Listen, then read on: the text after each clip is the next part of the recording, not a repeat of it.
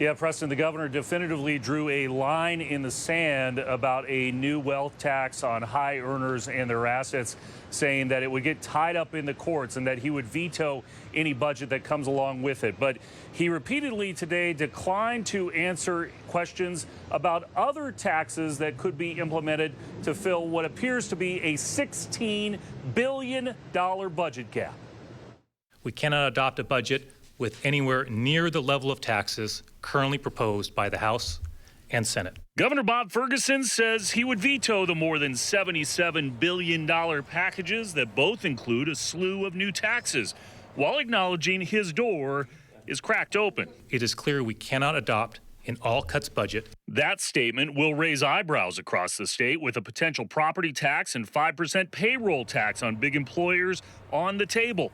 A dozen Puget Sound mayors have suggested it would destabilize the state economy, and Microsoft President Brad Smith told KOMO News last month it would cost jobs. I'm probably more worried right now about the business climate in Washington than at any point over the last 30 years. The notion that you would ignore economics and stay here despite economics is obviously foolhardy. Steve Mullen, who heads the business-friendly Washington Roundtable, also suggests a wealth tax is unconstitutional and open to legal challenge. Our basic view is that it's pretty clear that we have a spending problem, not a revenue problem. I didn't hear you say one way or the other how you feel about a payroll tax. You're right, Chris. You hear me talk about a lot of different taxes. So we have a whole conversation going on with leadership. Are you entertaining the idea of a 5% payroll tax? What I'm going to do is have a conversation with both caucuses about what our options are.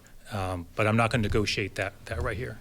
Governor, you stood here a few weeks ago and said, we're not going to tax our way out of this thing. But it sounds like what you're saying today is you're going to have to, in some respect, tax your way out of this thing. Disagree. Do I think a balanced approach is going to be required? I do. But it's not just tax our way out of this thing. That is not going to happen. And I'm confident we'll get there.